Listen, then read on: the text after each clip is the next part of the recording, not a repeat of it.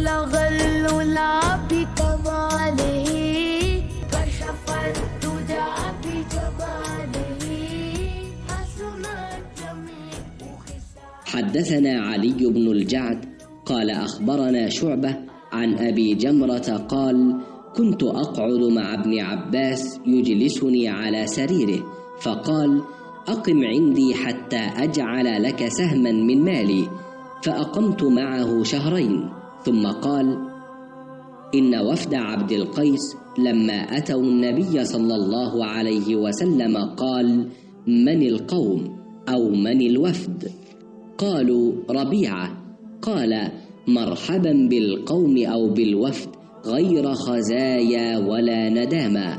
فقالوا: يا رسول الله، إنا لا نستطيع أن نأتيك إلا في شهر الحرام، وبيننا وبينك هذا الحي من كفار مضر، فمرنا بأمر فصل نخبر به من وراءنا وندخل به الجنة. وسألوه عن الأشربة فأمرهم ب4 ونهاهم عن 4. أمرهم بالإيمان بالله وحده. قال: أتدرون ما الإيمان بالله وحده؟ قالوا: الله ورسوله أعلم. قال: شهادة أن لا إله إلا الله وأن محمد رسول الله، وإقام الصلاة، وإيتاء الزكاة، وصيام رمضان، وأن تعطوا من المغنم الخمس. ونهاهم عن 4: عن الحنتم والدباء والنقير والمزفت، وربما قال المقير. وقال: احفظوهن وأخبروا بهن من وراءكم. আব্দুল কায়েসের একটি প্রতিনিধি দল আল্লাহর রসূল সাল্লাল্লাহু আলাইহি ওয়াসাল্লাম এর নিকট আগমন করলে তিনি বললেন, তোমরা কোন গোত্রের?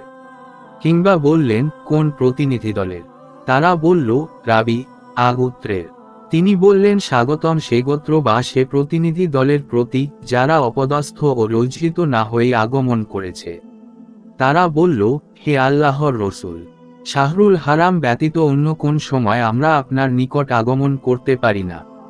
আমাদের এবং আপনার মধ্যে মুজার গোত্রীয় কাফিরদের বসবাস, তাই আমাদের কিছু স্পষ্ট নির্দেশ দিন, যাতে করে আমরা যাদের পিছনে ছেড়ে এসেছি তাদের অবগত করতে পারি এবং যাতে করে আমরা জান্নাতে দাখিল হতে পারি। তারা পানীয় সম্বন্ধেও জিজ্ঞেস করল। তখন তিনি তাদেরকে 4টি বিষয়ের আদেশ এবং 4টি বিষয় হতে নিষেধ করলেন। তাদেরকে এক আল্লাহতে বিশ্বাস স্থাপনের নির্দেশ দিয়ে বললেন, এক আল্লাহর প্রতি কিভাবে বিশ্বাস স্থাপন করা হয় তা কি তোমরা অবগত আছো? তারা বলল, আল্লাহ তার রসূলই অধিক জ্ঞাত।